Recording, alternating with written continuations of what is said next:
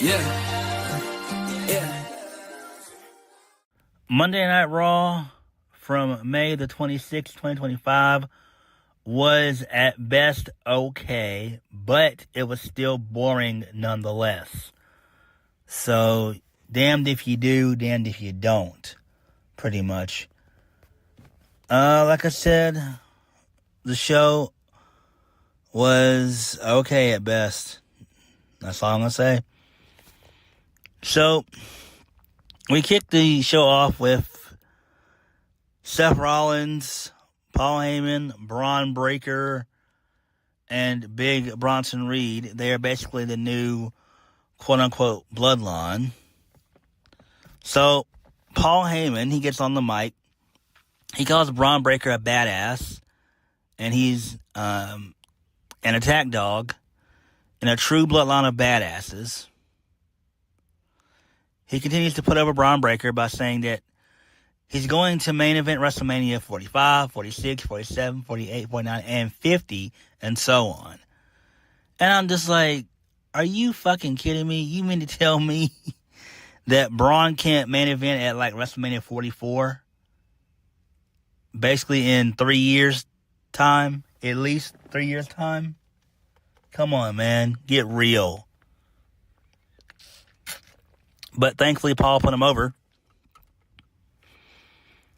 So, then, Paul Heyman, he puts over Bronson Reed.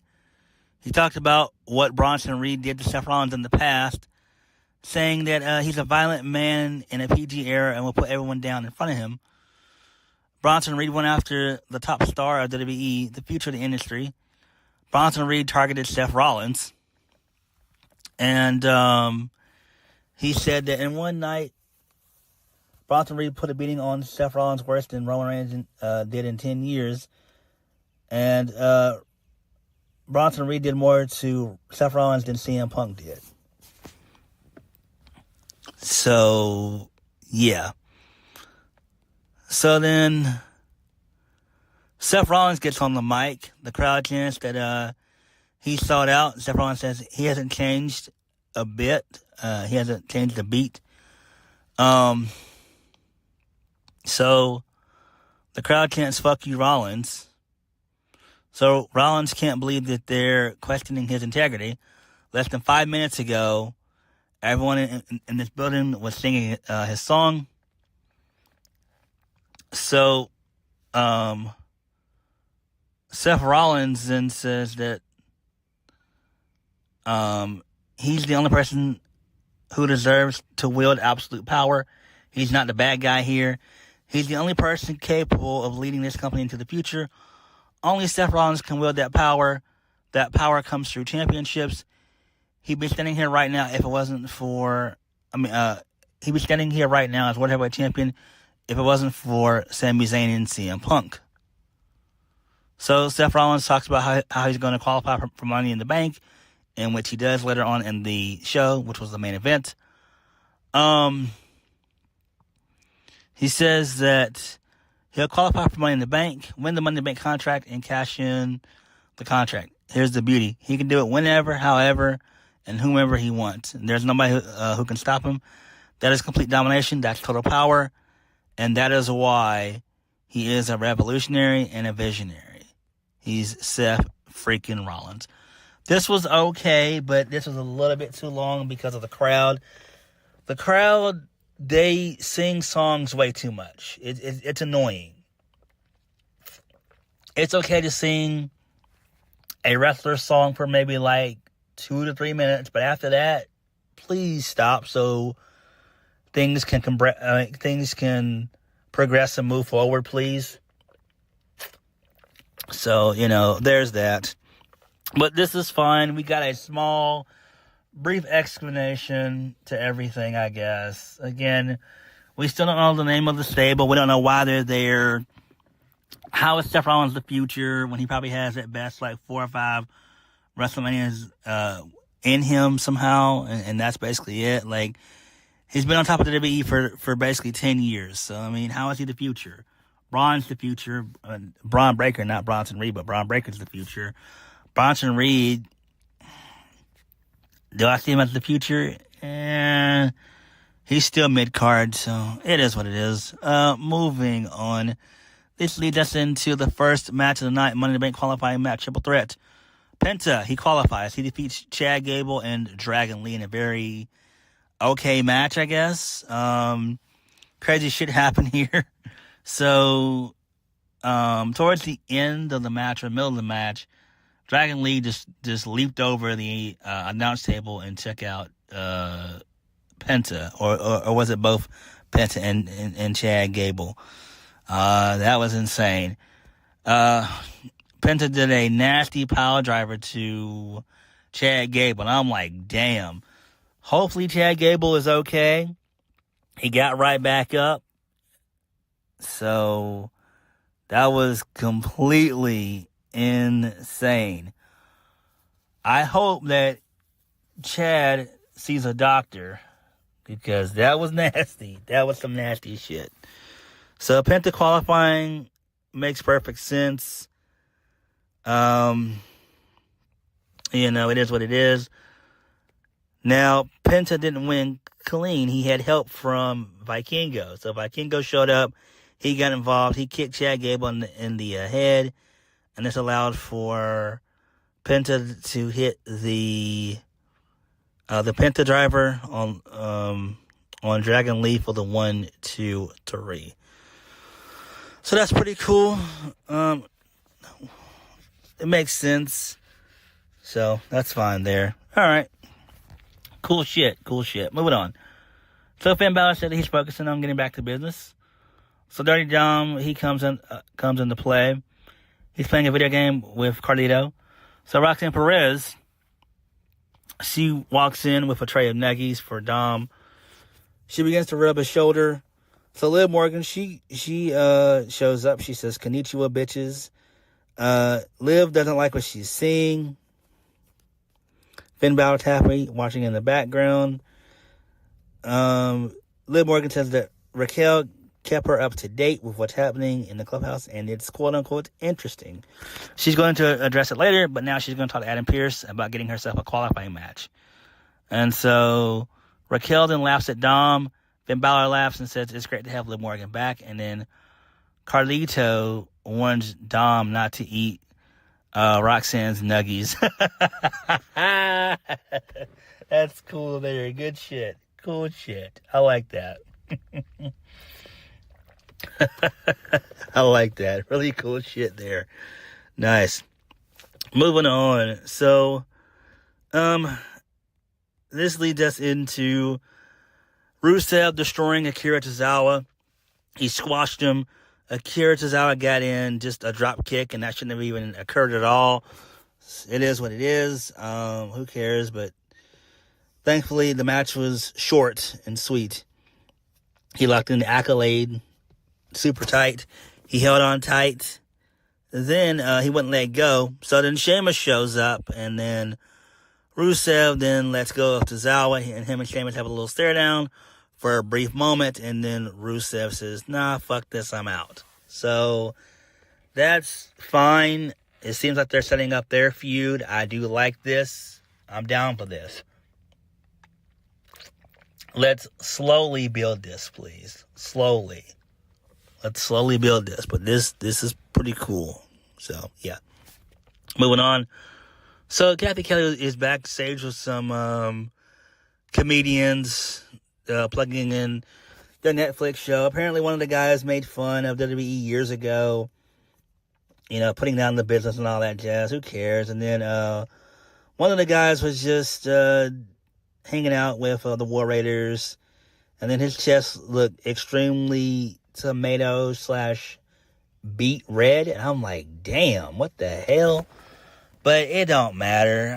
I don't give a shit. I don't give a shit about what fucking Hollywood thinks about us. I really don't.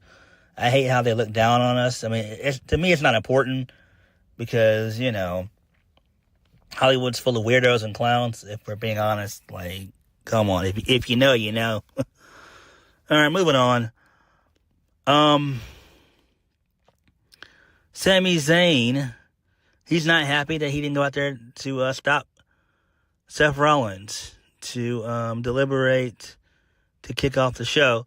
So Jey Uso shows up. He asked him what he thinks would happen. He said he get a 3-on-1 beatdown.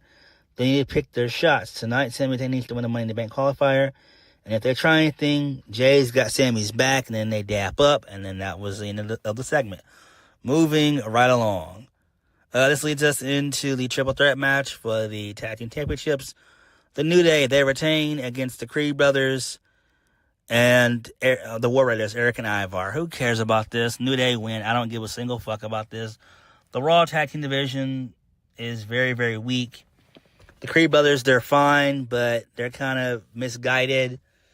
And I don't care about the War Raiders, and the New Day is just that. They're just the New Day. So who gives a single shit about this? Moving right along. This leads us into Liv and Raquel. They're backstage.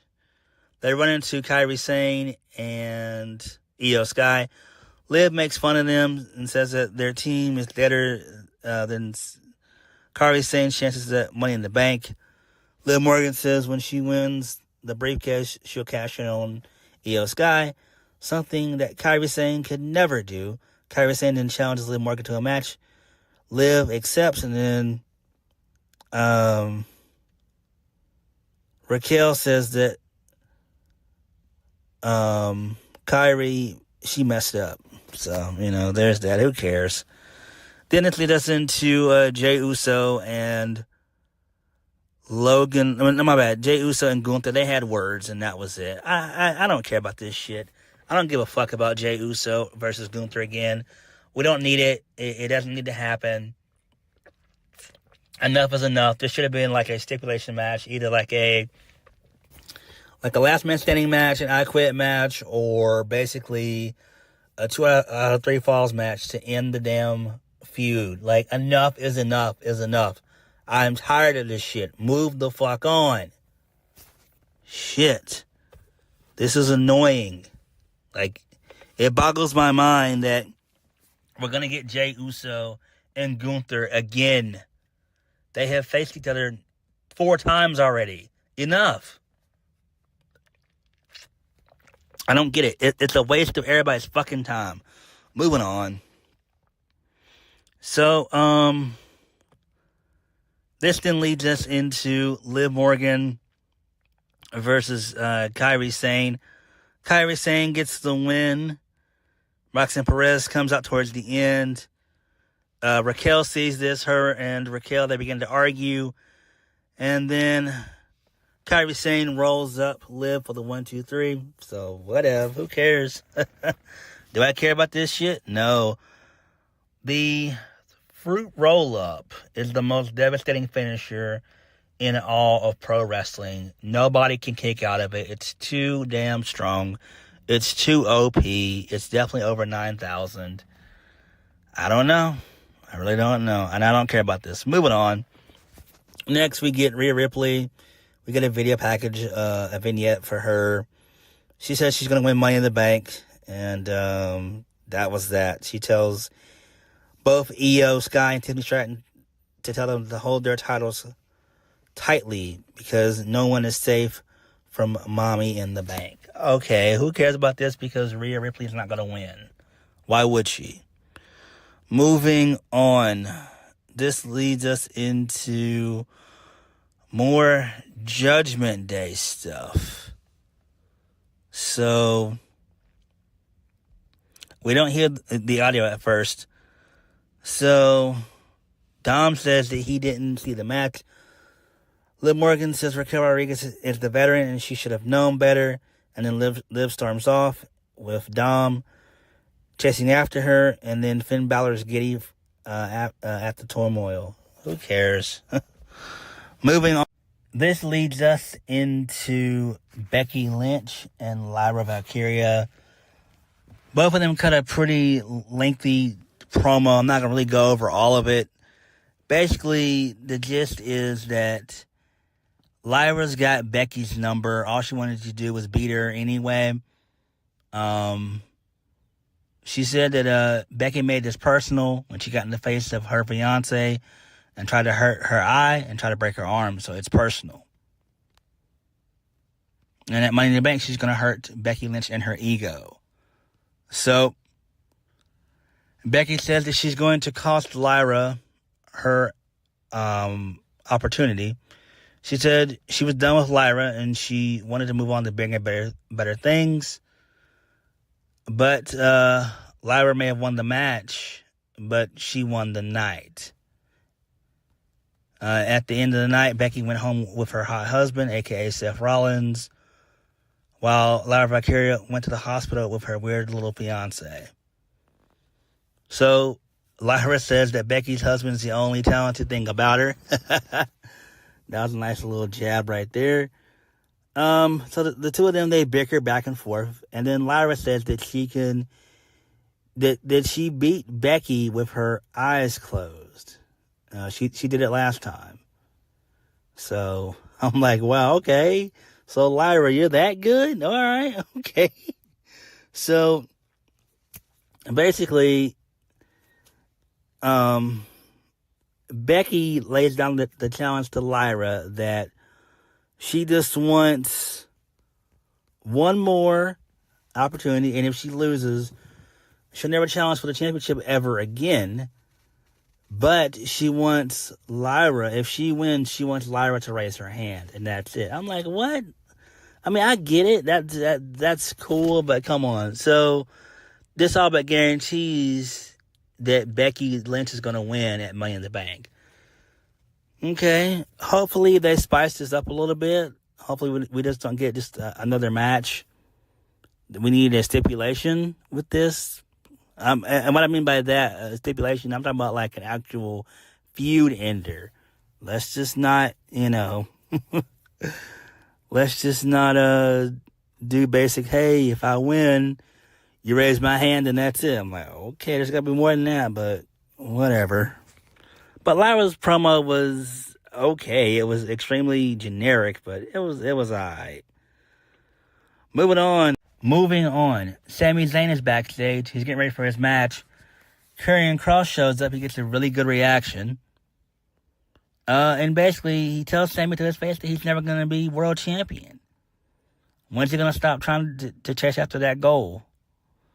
So that was cool. That pissed off Sami Zayn, and he says that he's going to deal with Karrion Kross later. But this is good. I do like this. I'm hoping that maybe down the line, Karrion Kross is going to be the fourth man for the Seth Rollins stable. That would be kind of cool. So let's go ahead and go with that. And then this leads us into the main event of the evening. Seth Rollins qualifies for the men's Money in the Bank by defeating Finn Balor and Sami Zayn. So Dom, he showed up towards the end of the match to throw in a steel chair, but to no avail. Seth Rollins hit the stomp on the steel chair and pinned Finn Balor 1-2-3. Sami Zayn was about to win the match. He hit the haluva kick on Seth Rollins, and Braun Breaker came in, grabbed the referee out at 2, and Jey Uso came out. There was a little fight scene that occurred.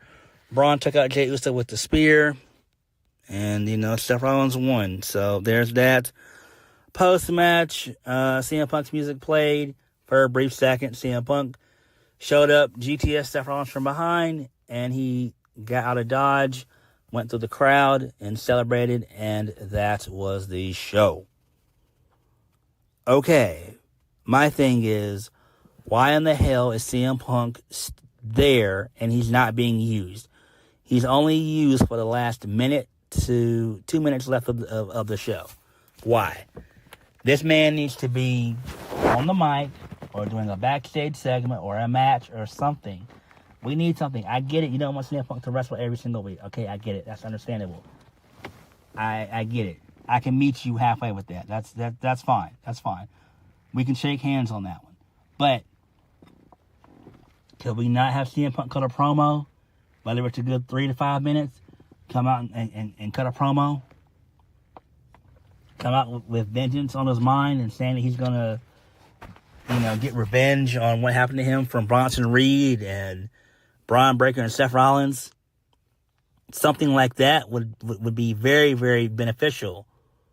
Come on, Triple H, you got to do better, bro. You got to get off your lazy ass and do better. All in all, Monday Night Raw was okay, but it was still boring, but okay nonetheless. But at this point, it is what it is. But what did you guys think of the show? Like, comment, subscribe. Peace.